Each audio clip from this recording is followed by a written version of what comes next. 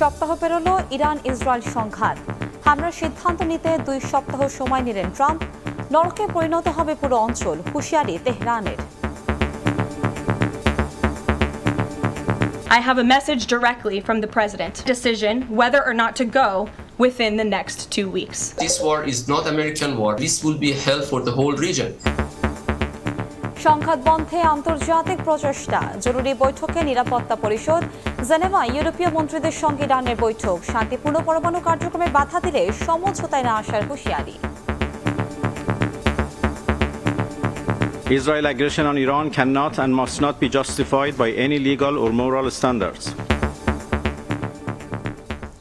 দেখছিলেন প্রধান শিরোনাম। রাত 11টার সময় সঙ্গে আছি আমি কনক আজাদ। এবার অন্যান্য শীর্ষ সংবাদ। দেশে ফেরার প্রস্তুতি নিচ্ছেন তারেক রহমান। শীঘ্রই জানা যাবে দিনক্ষণ, জানালো বিএনপি। ভারত থেকে ষড়যন্ত্র অপপ্রচারের অভিযোগ, ঐক্যবদ্ধ হয়ে দেশ গঠনের আহ্বান। এনসিপির খসড়া গঠনতন্ত্র অনুমোদন, কেন্দ্রীয় কমিটির মেয়াদ 3 বছর। 2 বারের বেশি প্রেসিডেন্ট জিএসি নয়। নারীদের নিয়ে মিথ্যাচারের বিরুদ্ধে ব্যবস্থা নেওয়ার ঘোষণা। সূচনা ফাউন্ডেশনের নামে 400 কোটি টাকা আত্মসাৎ পুতুলের, মিলেছে সন্দেহজনক লেনদেনের প্রমাণও। অর্থ লুটে সাবেক মন্ত্রী, এমপি, আমলা সহ 25 জনের দায় খুঁজে পেয়েছে দুদক। এবং বাংলাদেশের কাঁধে 13 লাখ রোহিঙ্গার বোঝা, প্রত্যাবাসন নিয়ে অনিশ্চয়তা। সংকট নিরসন না হলে আঞ্চলিক নিরাপত্তায় হুমকি হতে পারে, জাতিসংঘে পররাষ্ট্র উপদেষ্টা।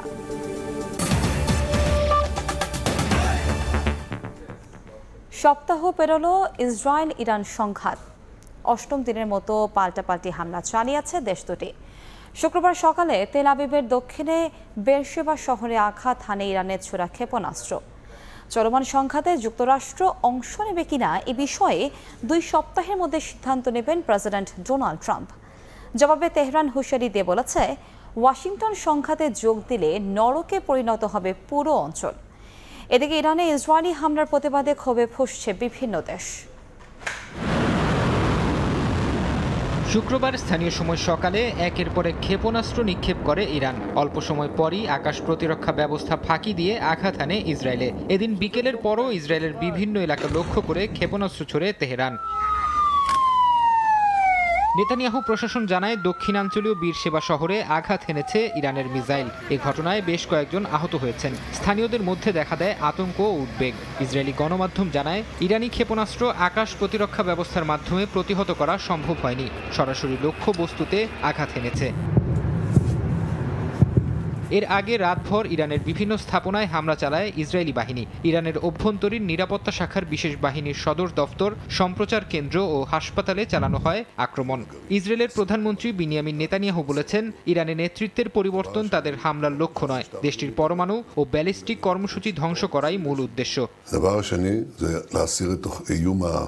ইরানের শাসন ব্যবস্থা বদলানো কিংবা পতনের বিষয়টি পুরোপুরি দেশটির জনগণের উপর নির্ভর করছে, যে কারণে আমরা এটা লক্ষ্য হিসেবে ঠিক করিনি। ইরানের সব পারমাণবিক কেন্দ্র ধ্বংস করাই আমাদের লক্ষ্য। ইসরায়েলি হামলায় এ পর্যন্ত ইরানের সামরিক বাহিনীর শীর্ষ নেতাসহ অনেকে নিহত হয়েছেন। গেল সপ্তাহে খবর প্রচারিত হয়, ইসরায়েলি বিমান হামলায় প্রাণ হারিয়েছেন আয়াতুল্লাহ আলী খামেনির উপদেষ্টা আলী শামখানি। তবে ইরানি গণমাধ্যমের দাবি, শামখানি জীবিত আছেন। এদিকে ইরানে হামলা চালানোর বিষয়ে 2 সপ্তাহের মধ্যে চূড়ান্ত সিদ্ধান্ত জানাবেন মার্কিন প্রেসিডেন্ট ডোনাল্ড ট্রাম্প। বৃহস্পতিবার এক সংবাদ সম্মেলনে একথা জানিয়েছেন হোয়াইট হাউসের মুখপাত্র। Decision whether or not to go within the next 2 weeks. যুক্তরাষ্ট্র ইসরায়েলের হামলায় যোগ দিলে পুরো অঞ্চলে নরক নেমে আসবে বলে হুঁশিয়ারি দিয়েছেন ইরানের উপপররাষ্ট্রমন্ত্রী। বিবিসিকে দেয়া এক সাক্ষাৎকারে তিনি বলেন, এটি যুক্তরাষ্ট্রের যুদ্ধ নয়। যদি মার্কিন প্রেসিডেন্ট ডোনাল্ড ট্রাম্প এই যুদ্ধে জড়ান, তাহলে তিনি ইতিহাসের চিরকাল এমন একজন প্রেসিডেন্ট হিসেবে চিহ্নিত হয়ে থাকবেন, যিনি এমন এক যুদ্ধে পা রেখেছিলেন যা তার যুদ্ধ নয়। যুক্তরাষ্ট্রের সম্পৃক্ততা এই অঞ্চলকে নরকে পরিণত করবে। এদিকে ইরানে ইসরায়েলি হামলা ও যুক্তরাষ্ট্রের হুমকির প্রতিবাদে তেহরানে ব্যাপক বিক্ষোভ হয়েছে। শুক্রবার জুমার নামাজের পর রাস্তায় নামেন হাজারো মানুষ। শীর্ষ নেতাদের প্রতি সমর্থন জানিয়ে স্লোগানে মুখরিত করেন রাজপথ। ইরানে ইসরায়েলি হামলার প্রতিবাদে বিক্ষোভ হয়েছে বিশ্বের বিভিন্ন দেশে। শুক্রবার ইরাকের বাগদাদের রাস্তায় নামেন হাজারো মানুষ। তেহরানের প্রতি নিজেদের সমর্থন জানান সবাই। যুক্তরাষ্ট্রের সম্পৃক্ততার অভিযোগ তুলে রাস্তায় নেমেছেন লস অ্যাঞ্জেলেসের বাসিন্দারাও। এছাড়া ইরানে হামলা বন্ধের দাবিতে বিক্ষোভ হয়েছে লেবানন, ভেনেজুয়েলাতেও। ফরহাদ চৌধুরী, সময় সংবাদ। পরমাণু অস্ত্র অর্জন না করার বিষয়ে ছাড় দিতে রাজি আছে ইরান, তবে শান্তিপূর্ণ পরমাণু কার্যক্রমে বাধা দেওয়া হলে সমঝোতায় না যাবার কথা সাফ জানিয়ে দিয়েছেন ইরানের পররাষ্ট্রমন্ত্রী আব্বাস আরাঘচি। জেনেভায় যুক্তরাজ্য, ফ্রান্স, জার্মানি ও ইউরোপীয় ইউনিয়নের পররাষ্ট্রমন্ত্রীদের সঙ্গে বৈঠকে এসব কথা জানান তিনি। এদিকে ইরান ইসরায়েল ইস্যুতে জরুরি বৈঠকে বসেছে জাতিসংঘ নিরাপত্তা পরিষদ। মহাসচিব আন্তোনিও গুতেরেস জানান, দুই দেশের মধ্যে সংঘাত বিপজ্জনক গতিতে ছুটছে, যা শুধু জাতিগুলোর নয়, পুরো মানব জাতির ভবিষ্যতও নির্ধারণ করতে পারে। ইরান ইসরায়েল সংঘাতের অষ্টম দিনে জরুরি বৈঠকে বসেছে জাতিসংঘ নিরাপত্তা পরিষদ। ইসরায়েলের স্থায়ী প্রতিনিধি ড্যানি ড্যানন বলেন, কয়েক দশক ধরে ইরানের পরমাণু কর্মসূচি নিয়ে কথা বললেও কোনো ফলাফল আসেনি। যদি ইরানের সক্ষমতা ভাঙার প্রকৃত চেষ্টা হয়, তাহলে সমঝোতা করতে পারে ইসরায়েল। বৈঠকে জাতিসংঘের মহাসচিব আন্তোনিও গুতেরেস জানান, দুই দেশের মধ্যে সংঘাত বিপজ্জনক গতিতে সংকটের দিকে ছুটছে। শান্তির আহ্বান জানিয়ে বললেন, সংঘাত এমন এক মুহূর্তে পৌঁছেছে যা শুধু জাতিগুলোর নয়, পুরো মানব জাতির ভবিষ্যৎ নির্ধারণ করতে পারে। এর আগে ইসরায়েল ইরান সংঘাত সমাধানের বিষয়ে জেনেভায় শুরু হয় আলোচনা। ইরানের সঙ্গে সরাসরি বৈঠকে বসেন যুক্তরাজ্য, ফ্রান্স, জার্মানি ও ইউরোপীয় ইউনিয়নের পররাষ্ট্রমন্ত্রীরা। শুক্রবার শুরু হওয়া বৈঠকে প্রথমে বক্তব্য রাখেন ইরানের পররাষ্ট্রমন্ত্রী আব্বাস আরাঘচি। কড়া সমালোচনা করেন ইরানে ইসরায়েলি হামলার। বলেন, পরমাণু কর্মসূচির বিষয়ে যুক্তরাষ্ট্রের সঙ্গে আলোচনার মধ্যেই ইরানের বিভিন্ন জায়গায় হামলা চালায় ইসরায়েল। মার্কিন বিশেষ দূতের সঙ্গে 15 জুন শান্তিপূর্ণ আলোচনার কথা থাকলেও তা বাতিল হয়ে যায়। কূটনৈতিক আলোচনার মধ্যে ইসরায়েলের এমন হামলাকে আন্তর্জাতিক আইনের লঙ্ঘন বলে মন্তব্য করেন আরাঘচি। বৈঠকে আরাঘচি আরও বলেন, ইরান পারমাণবিক অস্ত্র অর্জন না করার বিষয়ে সমঝোতায় আসতে পারে, তবে শান্তিপূর্ণ পরমাণু কার্যক্রম চালিয়ে যাওয়ায় বাধা দিলে তা মানবে না তেহরান। ইয়াসিন মোহাম্মদ জিসান, সময় সংবাদ। ইসরায়েল ইরান সংঘাত নিয়ে মার্কিন প্রেসিডেন্ট ট্রাম্পকে সংযত হওয়ার আহ্বান জানিয়েছেন ব্রিটিশ প্রধানমন্ত্রী কিয়ার স্টারমার। মার্কিন হস্তক্ষেপ পরিস্থিতিকে আরও ভয়াবহ করে তুলবে বলে সতর্ক করেছে রাশিয়া। ইসরায়েলকে মধ্যপ্রাচ্যের ক্যান্সার হিসেবে আখ্যা দিয়ে ইরানে চালানো সাম্প্রতিক হামলার নিন্দা জানিয়েছে উত্তর কোরিয়া। বিশেষজ্ঞরা বলছেন, প্রত্যক্ষভাবে না হলেও আকার ইঙ্গিতে ইরানকে সমর্থনে বার্তা দিয়েছে বিশ্বের বিভিন্ন দেশ। আর ইসরায়েলকে নগ্ন সমর্থন দেওয়া যুক্তরাষ্ট্র ইরানে সামরিক হামলার পরিকল্পনা করছে বলেও আশঙ্কা তাদের। যতই দিন যাচ্ছে ততই তীব্র হচ্ছে ইরান ইসরায়েল সংঘাত। চলমান উত্তেজনায় প্রাণহানি বাড়তে থাকলেও পিছপা না হওয়ায় দৃঢ় প্রতিজ্ঞাবদ্ধ ইরানের সর্বোচ্চ ধর্মীয় নেতা আয়াতুল্লাহ আলী খামেনি আর নিজেদের লক্ষ্যে পৌঁছানোর জন্য বদ্ধপরিকর নেতানিয়াহু প্রশাসন। তেহরান তেল আবিব সংঘাত নিয়ে বিশ্ব পরাশক্তির কার কি ভূমিকা তা নিয়ে প্রশ্ন উঠছে আন্তর্জাতিক মহলে। চলমান সংঘাতে ট্রাম্পকে সংযত হওয়ার আহ্বান জানিয়েছেন ব্রিটিশ প্রধানমন্ত্রী কিয়ার স্টারমার। স্থানীয় সময় বৃহস্পতিবার এক বিবৃতিতে তিনি বলেন, সংঘাত আরও বেড়ে যাওয়ার প্রকৃত ঝুঁকি রয়েছে। সব পক্ষকে কূটনৈতিক সমাধানের পথ খোঁজারও আহ্বান স্টারমারের। ইসরায়েলকে সামরিক সহায়তা বন্ধে প্রেসিডেন্ট ট্রাম্পের প্রতি আহ্বান জানিয়েছে মার্কিন ইহুদি সংগঠন Jewish voice for piece JVP. তারা জানায়, যুক্তরাষ্ট্রের পক্ষপাতদুষ্ট সামরিক সহায়তায় ইসরায়েল সরকার মধ্যপ্রাচ্যে যুদ্ধ অপরাধের প্রশ্রয় পাচ্ছে। তেহরান তেল আবিবের মধ্যে উত্তেজনা চরমে পৌঁছালেও সেই সংঘাতে যুক্তরাষ্ট্রের হস্তক্ষেপ পরিস্থিতিকে আরো ভয়াবহ করে তুলবে বলে হুঁশিয়ারি দিয়েছে রাশিয়া। রুশ প্রেসিডেন্ট ভ্লাদিমির পুতিনের মুখপাত্র দিমিত্রি পেসকভ এক বিবৃতিতে বলেন, মার্কিন হস্তক্ষেপ আরেকটি ভয়াবহ উত্তেজনার সিঁড়ি তৈরি করবে। এরই মধ্যে ইসরায়েলকে মধ্যপ্রাচ্যের ক্যান্সার আখ্যা দিয়ে ইরানে চালানো সাম্প্রতিক হামলার তীব্র নিন্দা জানিয়েছে উত্তর কোরিয়া। এ বিষয়ে দেশটির পররাষ্ট্র মন্ত্রণালয়ের মুখপাত্র বলেন, ইসরায়েলি হামলায় বেসামরিক নাগরিক হত্যা মানবতার বিরুদ্ধে এক ক্ষমাহীন অপরাধ। দুই দেশের মধ্যে চলমান উত্তেজনার পরিপ্রেক্ষিতে অবিলম্বে যুদ্ধবিরতি চেয়ে জাতিসংঘ নিরাপত্তা পরিষদকে পদক্ষেপ নেওয়ার আহ্বান জানিয়েছে সংস্থাটিতে নিযুক্ত চীনের স্থায়ী প্রতিনিধি ফু কং। নিউ ইয়র্কের এক বৈঠকে তিনি বলেন, বেসামরিক মানুষের সুরক্ষা দিতে এখনই যুদ্ধবিরতি প্রয়োজন। এদিকে ইরানে নিজেদের দূতাবাস বন্ধ করে দিয়েছে অস্ট্রেলিয়া। সব কর্মকর্তা কর্মচারীদের সেখান থেকে সরে আসার নির্দেশনাও দেওয়া হয়েছে। বিশেষজ্ঞরা বলছেন, প্রত্যক্ষভাবে না হলেও আকার ইঙ্গিতে ইরানের পাশে থাকার বার্তা দিয়েছে রাশিয়া, চীন ও উত্তর কোরিয়া। দোদুল্যমান অবস্থায় রয়েছে যুক্তরাজ্য। আর ইসরায়েলকে নগ্ন সমর্থন দিয়ে যুক্তরাষ্ট্র বরাবরই দেশটির ঘনিষ্ঠ মিত্র। তাদের সঙ্গে মিলে হয়তো ইরানের সামরিক হামলার পরিকল্পনা করছে ওয়াশিংটন। মৌসুমী সাথী, সময় সংবাদ। ইসরায়েলি আগ্রাসনের প্রতিবাদে ক্ষোভে ফুঁসছে বাংলাদেশও। বায়তুল মোকাররম মসজিদ ও ঢাকা বিশ্ববিদ্যালয়ে জুমার নামাজের পর বিক্ষোভ সমাবেশ ও মিছিল করেছে বিভিন্ন সংগঠন। এ সময় ইসরায়েল ও মার্কিন আগ্রাসন থেকে বাঁচতে বিশ্বের মুসলিম উম্মাহকে ঐক্যবদ্ধ থাকার আহ্বান জানান বক্তারা। ইসরায়েল ইরান সংঘাত গড়িয়েছে দ্বিতীয় সপ্তাহে। তেহরানের পাল্টা আঘাতে তেল আবিবে বাড়ছে ধ্বংসস্তূপ। বিশ্বের শান্তিকামী মানুষ যখন জানাচ্ছেন যুদ্ধবন্ধের আহ্বান, তখন দীর্ঘস্থায়ী যুদ্ধের শঙ্কা জাগাচ্ছে ইসরায়েল আর মার্কিন কর্তা ব্যক্তিদের অনাকাঙ্ক্ষিত বক্তব্য। বিশেষ করে ইরানের সর্বোচ্চ ধর্মীয় নেতা আয়াতুল্লাহ আলী খামেনিকে হত্যার হুমকির ঘটনার পর প্রতিবাদের আগুন ছড়িয়ে পড়েছে বাংলাদেশেও। জুমার নামাজ আদায় করে বায়তুল মোকাররমের সামনে বিক্ষোভ সমাবেশ করে খেলাফত মজলিস সহ আরও ৩টি সামাজিক ও রাজনৈতিক সংগঠন। এ সময় আন্তর্জাতিক নিয়ম ভঙ্গের দায়ে ইসরায়েলের প্রতি নিন্দা জানান বক্তারা। তারা বুঝতে পারছে বোমা মারার শাস্তি কতটুকু হয়। সাথে আমরা বলতে চাই, মুসলিম বিশ্বের শাসকরা এগুলো চুপ করে আছে। সোচ্চার হন, ঐক্যবদ্ধতার মোকাবেলা করুন। ইসরায়েল যদি তার হামলা বন্ধ না করে, তাহলে মুসলিম বিশ্ব তার বিরুদ্ধে লড়তে বাধ্য হবে। একই সময়ে ঢাকা বিশ্ববিদ্যালয়ের টিএসসি এলাকায় প্রতিবাদ জানান সাধারণ শিক্ষার্থীরা। নেতানিয়াহুর আসল উদ্দেশ্য হলো ইরানের ক্ষমতাধর এই যে শক্তিশালী রাহবার তাকে হত্যা করা। দলমত নির্বিশেষে মানবতাবাদীরা যেভাবে লড়াই করছে, আপনারা মুসলিম হয়ে মুসলমান দেশের শাসক হয়ে মুসলমানদের পাশে দাঁড়াতে পারছেন না। জাতি এবং আকীদাগত বিদ্বেষ ভুলে ইরানের পাশে দাঁড়াতে হবে। মুসলিম বিশ্ব যত বেশি বিচ্ছিন্ন হবে এবং একে অপরের প্রতি বিদ্বেষ রাখবে, তত ইহুদিরা সুযোগ পাবে। ইসরায়েলের এমন বর্বরতার প্রতিবাদে আবারও দেশটির সকল পণ্য বয়কটের ডাক দেন মুসল্লিরা। জুম্মান সাদিক, জ্যাভলিন, সময় সংবাদ, ঢাকা।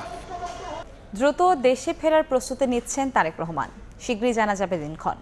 একথা জানিয়েছেন বিএনপির স্থায়ী কমিটির সদস্য আমির খসরু মাহমুদ চৌধুরী। দলের আরেক নেতা রুহুল কবির রিজভী বলেন, লন্ডন বৈঠকের পর থেকে তারেক রহমানকে নিয়ে ষড়যন্ত্র চলছে, ভারত থেকেও চলছে অপপ্রচার, আর সবাইকে ঐক্যবদ্ধ হয়ে নতুন করে দেশ গঠনে কাজ করার আহ্বান জানিয়েছেন বিএনপির মহাসচিব মির্জা ফখরুল ইসলাম আলমগীর। লন্ডনে প্রধান উপদেষ্টা ডক্টর মোহাম্মদ ইউনূসের সঙ্গে বৈঠকের পর থেকে আলোচনায় কবে দেশে ফিরছেন বিএনপির ভারপ্রাপ্ত চেয়ারম্যান তারেক রহমান। নির্বাচনের দিনক্ষণ ঘোষণার পর নাকি এর আগেই আসবেন তা নিয়ে রাজনৈতিক মহলে চলছে জল্পনা কল্পনা।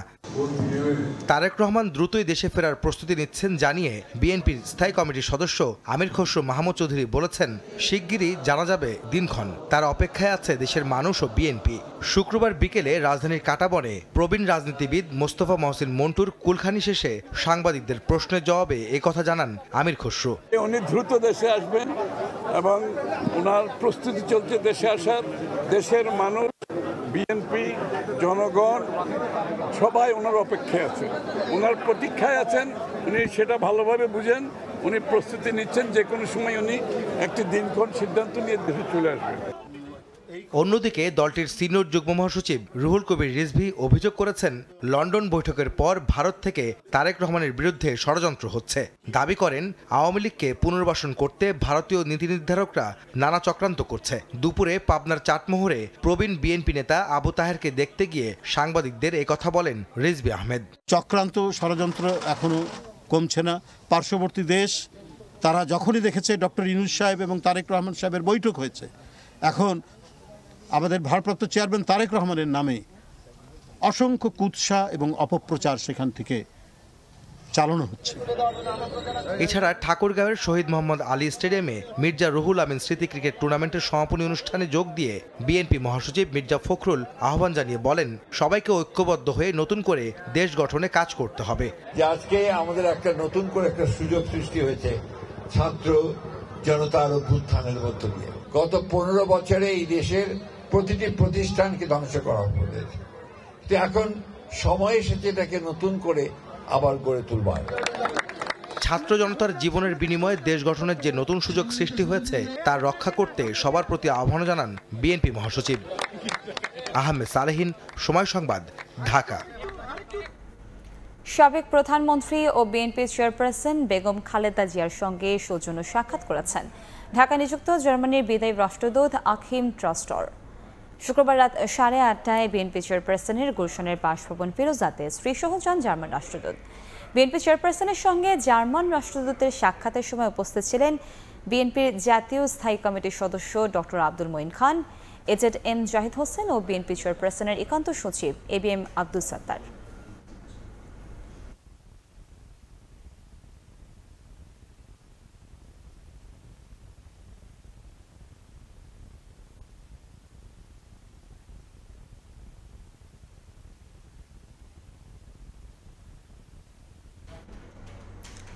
দলীয় সাধারণ সভায় এনসিপির খসড়া গণতন্ত্র অনুমোদন দেওয়া হয়েছে। সন্ধ্যায় দলটির কেন্দ্রীয় কার্যালয়ে এক সংবাদ সম্মেলনে তথ্য জানানো হয়, যেখানে বলা হয় একজন ব্যক্তি সর্বোচ্চ 2 বার সভাপতি ও সাধারণ সম্পাদক পদে থাকতে পারবে। রাজনৈতিক দল হিসেবে নিবন্ধনের জন্য আগামী 22 জুন নির্বাচন কমিশনে আবেদন করা হবে বলেও জানানো হয়। এদিকে নারীদের নিয়ে মিথ্যাচারের বিরুদ্ধে কঠোর ব্যবস্থা নেবেন বলে জানান এনসিপি নেতারা।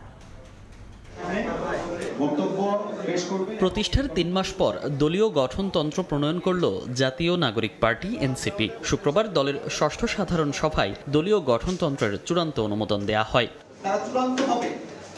সাধারণ সভা শেষে সন্ধ্যায় সংবাদ সম্মেলন করা হয়। এ সময় দলটির সদস্য সচিব আক্তার হোসেন জানান, দলের সভাপতি ও সাধারণ সম্পাদক কাউন্সিলের মাধ্যমে নির্বাচিত হবেন। তবে এক্ষেত্রে একজন ব্যক্তি সর্বোচ্চ 2 বার সভাপতি ও সাধারণ সম্পাদকের পদে থাকতে পারবেন।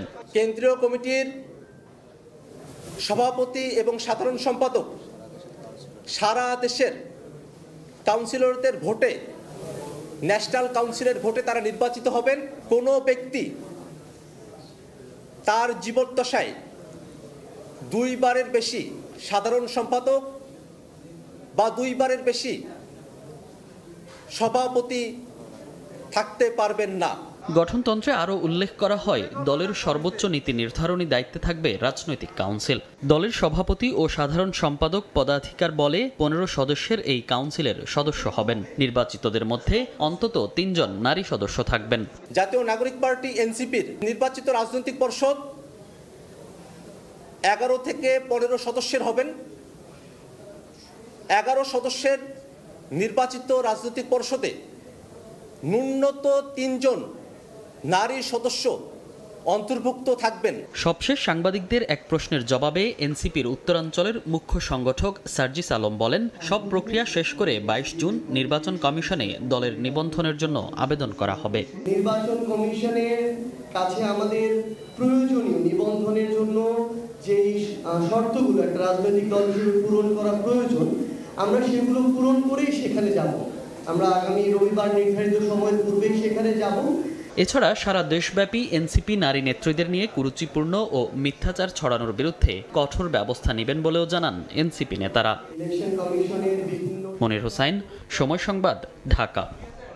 প্রতিবন্ধীদের সহায়তার নামে সূচনা ফাউন্ডেশন খুলে শেখ হাসিনার কন্যা সাইম ওয়াজেদ পুতুল 450 কোটি টাকা আত্মসাৎ করেছেন।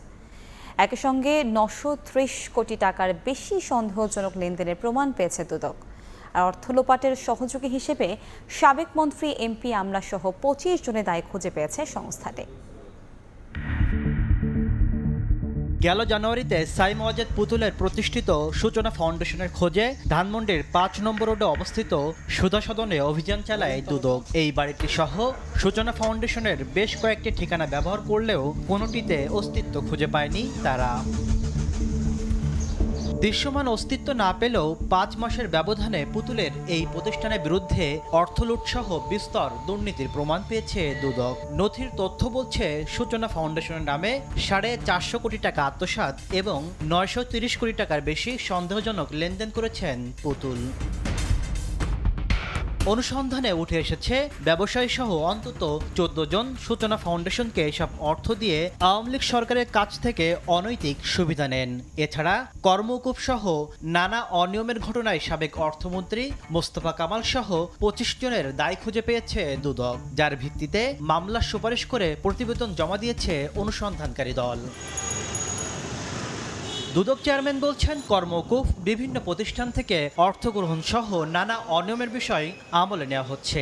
ফাউন্ডেশনের আসলে ফিজিক্যাল অস্তিত্বই আমরা পাইনি। এই প্রতিষ্ঠানকে সিএসআর কিংবা অন্য কোনো নামে প্রচুর টাকা দিয়েছে এবং সেই টাকাগুলির জন্য যে প্রদেয় কর ছিল, সেই করও প্রদান করা হয়নি। তাহলে এখানে দেখেন আপনার দ্বিবিধ অপরাধ, সেই অপরাধগুলি নিশ্চয়ই আমরা আমাদের আমলে আনবো। বিশেষজ্ঞরা বলছেন মায়ের প্রভাব খাটিয়েই এইসব অনিয়ম দুর্নীতি করেছেন পুতুল। তদন্তে বিষয়গুলো আমলে নেওয়ার আহ্বান। তার মা প্রধানমন্ত্রী ছিলেন, তার মায়ের প্রভাবে অন্যরা কাজ করেছে। এখন যে তদন্ত চলছে, এই তদন্তেও এই বিস্তারিত বিষয়গুলো উঠিয়ে আনা যায়। বিশ্ব স্বাস্থ্য সংস্থার আঞ্চলিক পরিচালকের পদ বাগাতে সিভিতে বাংলাদেশ মেডিকেল বিশ্ববিদ্যালয়ের শিক্ষকতার মিথ্যা তথ্য দেওয়ায় গেল মার্চে পুতুলের বিরুদ্ধে মামলা করে দুদক। তাসলিম তৌহিদ, সময় সংবাদ, ঢাকা। ময়মনসিংহের ফুলপুর ও তারাকান্দায় আলাদা সড়ক দুর্ঘটনায় 9 জন নিহত হয়েছেন, আহত হয়েছেন আরও 7 জন। এছাড়া নাটোর, মুন্সিগঞ্জ, জামালপুর, সিরাজগঞ্জে সড়কে ঝরেছে আরও 7 জনের প্রাণ। যানবাহনের বেপরোয়া গতি, চালকের অদক্ষতা সহ অনেক কারণে প্রতিদিনই যাত্রাপথে ঝরে যাচ্ছে বহু মানুষের জীবন। ছুটির দিন শুক্রবারও 5 জেলায় নিহত হয়েছেন 16 জন। রাতে ময়মনসিংহের ফুলপুরের কাজিয়াকান্দা এলাকায় হালুয়াঘাটগামী যাত্রীবাহী মাহিন্দ্রার সঙ্গে বিপরীত দিক থেকে আসা শ্যামলী বাংলা পরিবহনের একটি বাসের মুখোমুখি সংঘর্ষ হয়। এতে মাহিন্দ্রাটি দুমড়ে মুচড়ে যায়। ঘটনাস্থলে প্রাণ যায় 5 জনের। এ ঘটনায় গুরুতর আহত আরও 3 জনকে উদ্ধার করে হাসপাতালে পাঠানো হলে সেখানে আরও 1 জনের মৃত্যু হয়। এ সময় বিক্ষুব্ধ জনতা বাসটিতে আগুন ধরিয়ে দেয়। এর আগে বিকেলে তারাকান্দার কোদালধর এলাকায় ময়মনসিংহগামী অ্যাম্বুলেন্সের সঙ্গে বিপরীতমুখী সিএনজি অটোরিকশার মুখোমুখি সংঘর্ষ হয়। এতে এক নারী সহ 3 জন নিহত হন। আহত হন অ্যাম্বুলেন্স চালকের সহকারী এবং অটোরিকশা চালক সহ আরও 4 জন। ঢাকা মাওয়া এক্সপ্রেসওয়ের মুন্সিগঞ্জের 16 ঘরে প্রাইভেট কার, বাস ও মাইক্রোবাসের ত্রিমুখী সংঘর্ষ হয়। এতে প্রাণ হারান প্রাইভেট কার চালক, আহত হন অন্তত 4 জন। এদিকে নাটোর শহরের বনবেল ঘড়িয়া বাইপাস সড়কে সিএনজি অটোরিকশাকে চাপা দেয় বাস। এতে 4 জনের মৃত্যু হয়। এছাড়া জামালপুর ও সিরাজগঞ্জে আলাদা সড়ক দুর্ঘটনায় মারা গেছেন আরও 2 জন। সাহাল আব্দুল্লাহ আলভি, সময় সংবাদ। এই মুহূর্তে ময়মনসিংহের ফুলপুরে দুর্ঘটনাস্থলে আছেন সহকর্মী ওবায়দুল হক। আমরা সরাসরি যাচ্ছি তার কাছে। ওবায়দুল,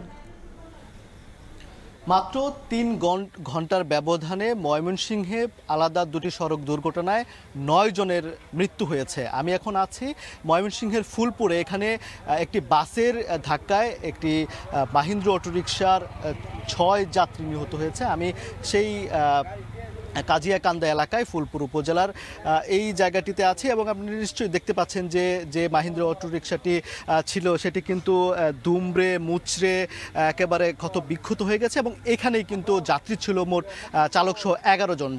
এই 11 জনের মধ্যে 6 জন কিন্তু প্রাণ হারিয়েছেন, যার মধ্যে 5 জন ঘটনাস্থলে এবং 1 জন কিন্তু মৃত্যু হয়েছে উপজেলা স্বাস্থ্য কমপ্লেক্সে নেওয়ার পথে এবং বাকি যে 5 জন আহত তাদেরকে ময়মনসিংহ মেডিকেল কলেজ হাসপাতালে নেওয়া হয়েছে। আমরা যেটি জানতে পেরেছি যে শ্যামলী বাংলা পরিবহনের একটি বাস ঢাকাগামী হালুয়াঘাট থেকে যাচ্ছিল এবং এই কাজিয়াকান্দা এলাকায় এখানে আসতেই মূলত ইন্দারপার এই এলাকাটিতে আসতেই এখানে হালুয়াঘাটগামী এই মাহিন্দ্র অটোরিকশাটি যাচ্ছিল। সামনে একটি ঠিক এই জায়গাটিতে একটি বালুবাহী একটি লরি দাঁড়িয়েছিল। মূলত সেই লরিটিকে ওভারটেক করার সময় বিপরীত দিক থেকে অর্থাৎ হালুয়াঘাট থেকে আসা যে শ্যামলী বাংলা পরিবহনের একটি দ্রুত গতির একটি বাস এই মাহিন্দ্রকে চাপা দিয়ে যে কারেন্টের খুঁটি রয়েছে সেই খুঁটিতে ধাক্কা লেগে মূলত পুরো দুমড়ে মুচড়ে যায় এবং আশেপাশের মানুষজন তখন ছুটে এসে শব্দ শুনে তারা ছুটে এসে কিন্তু এখানে তারা এখান থেকে মোট 11 জনকে উদ্ধার করে এর মধ্যে 6 জনের কিন্তু তারা 6 জন মারা গেছেন। এই সময় কিন্তু বিক্ষুব্ধ যারা স্থানীয় জনতা রয়েছেন তারা কিন্তু যে শ্যামলী বাংলা পরিবহনের যে বাসটি রয়েছে সেই বাসটি কিন্তু আগুন ধরিয়ে দেয় এবং এই বাসটিও কিন্তু দুর্ঘটনা মূলত যে মাহিন্দ্রটিকে ধাক্কা দিয়ে এই বাসটিও কিন্তু যে কাঁঠাল গাছে এসে ধাক্কা লাগে এবং এবং পরবর্তীতে এই বাসটি যখন এখানে এসে থামে তখন বিক্ষুব্ধ জনতা যখন লাশ বের করার পরে সেই বিক্ষুব্ধ জনতা কিন্তু এই বাসটি আগুন ধরিয়ে দেয় এবং এই বাসের ভিতরে আসলে মোটামুটি বাসের পুরো অংশই অনেকটা পুড়ে গেছে এবং এই বাসটির সামনের অংশ কিন্তু বেশ ক্ষতিগ্রস্ত হয়েছে। ঘটনার জানার পরপরই কিন্তু ফায়ার সার্ভিস, পুলিশ, সেনাবাহিনী এবং পুলিশের যে ঊর্ধ্বতন কর্মকর্তা, পুলিশ সুপার তারা এসেছেন এবং এখানকার যে যান চলাচল সেটি তারা স্বাভাবিক করেছেন। তবে এখনও পর্যন্ত এই যে দুর্ঘটনা কবলিত বাস এবং মাহিন্দ্রাটি কিন্তু এখানে রয়েছে। এছাড়া তারাকান্দা উপজেলায় কিন্তু আরও একটি সড়ক দুর্ঘটনা ঘটেছে, সেখানে ঘটনাস্থলে 2 জন এবং হাসপাতালে নেওয়ার পরে আরও একজনের মৃত্যু হয়েছে। এই ছিল ময়মনসিংহের যে ফুলপুর থেকে আমার কাছে থাকা দুর্ঘটনার সবশেষ খবরাখবর। দুর্ঘটনার খবর জানছিলেন আমাদের সহকর্মী ওবায়দুল হক। বাংলাদেশের কাঁধে এখনও 13 লাখ রোহিঙ্গার বোঝা। নতুন করে আসছেন আরও অনেকে, ফলে প্রত্যাবাসন নিয়ে অনিশ্চয়তা কাটছে না। কেননা 8 বছরে একজনকেও ফেরত নেয়নি মিয়ানমার। শরণার্থী ত্রাণ ও প্রত্যাবাসন কমিশনারের আশঙ্কা, দ্রুত সংকট নিরসন না হলে পরিস্থিতি ভয়াবহ হতে পারে। বিশ্ব শরণার্থী দিবসে রোহিঙ্গা ক্যাম্পের বিস্তারিত জানব সুজাউদ্দিন রুবেলের প্রতিবেদনে। বিশ্বের সর্ববৃহৎ আশ্রয় শিবির কক্সবাজার, যেখানে আশ্রয় নিয়েছেন 13 লাখ রোহিঙ্গা। এর মাঝেও প্রতিনিয়ত বাড়ছে নতুন করে আসা রোহিঙ্গার সংখ্যা। রাখাইনে আরকান আর্মির হামলার জেরে যেমন রোহিঙ্গারা নতুন করে বাংলাদেশে পালিয়ে আসছে, অন্যদিকে ভারত থেকেও আসছে রোহিঙ্গারা। এমন কয়েকটি পরিবার আশ্রয় নিয়েছেন উখিয়ার 1 নম্বর ক্যাম্পে। ইন্ডিয়া তো মোটা পারাই দিয়ে আর পুরা গোষ্ঠীটি সবে মিলে আসছিল আর সরকার হদে এডিয়ার বিদেশি মানুষ এটা রাখা না যায়। গাড়ি আনি এত মাদে গাড়ি বাড়ির বোর্ডার টানি সারি দিয়ে রাতে 1:30 বাজে মরে যা মারি ফেলে বলে হয়ে না যাই না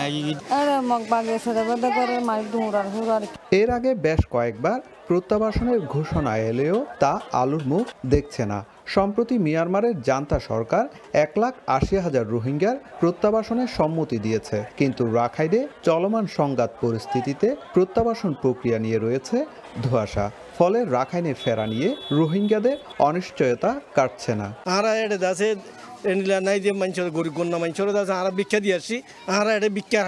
নিজের দেশে যাইয়ে রে খাস কর্ম করে না 18-20 লাগে আর গরো তাজে উমদে আজ জায়গা তাজে দি আর হতে ভেরিফাই করানো করিব, কিন্তু আরে মার দিহানর তোমার তো আরে বলদি না মারওয়ান লাভর দে পুরো ওয়ালর রিকোয়েশন গুজি দি।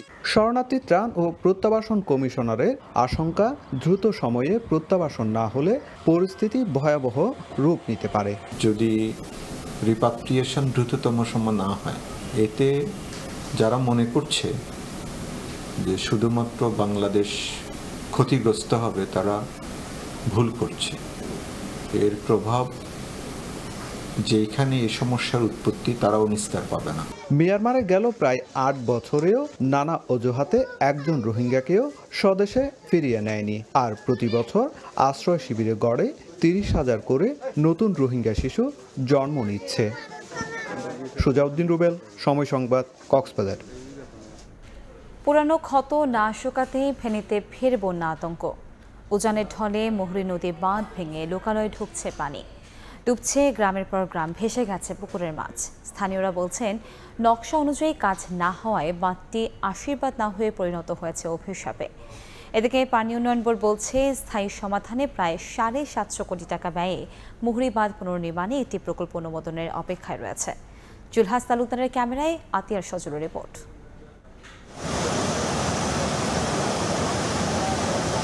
উজানের ঢল আর টানা বৃষ্টিতে ভেঙেছে বাঁধ, লোকালয়ে ঢুকছে পানি, ডুবছে গ্রামের পর গ্রাম, বাড়ছে বন্যার আশঙ্কা।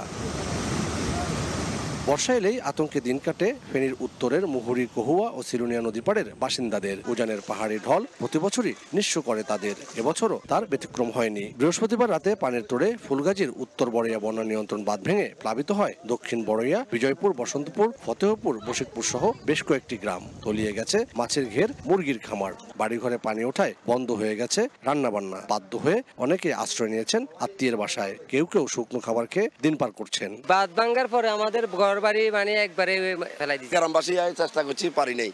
তাই আমাদের গ্রামে সব বাড়িঘর সব পেয়ে গেছে, প্রবলিত হয়ে গেছে। অনেক বস্তা দিয়েছি, অনেক মেটে দিয়েছি, অনেক কিছুতে লাভ হয় নাই, একেবারে দোষী চলে গেছে। তোর বড় যে বাঁধ ভেঙেছে সেই বাঁধের কারণে আমাদের পুকুরের এবং এলাকার সকল পুকুরের মাছ চলে গেছে।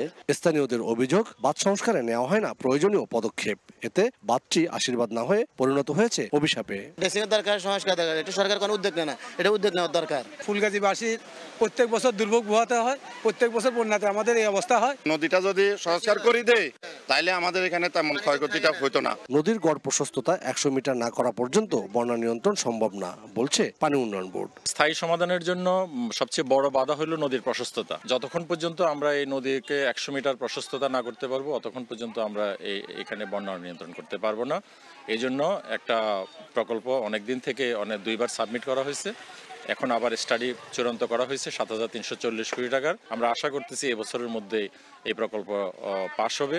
155 কোটি টাকা ব্যয়ে বাঁধটি নির্মাণের কাজ শেষ হয় 2011 সালে। মুহুরী নদীর বাঁধের 102টি স্থানে ভেঙে গত বছরের আগস্টে স্মরণকালের ভয়াবহ বন্যার সাক্ষী হয় ফেনী, কুমিল্লা, নোয়াখালী ও লক্ষ্মীপুর।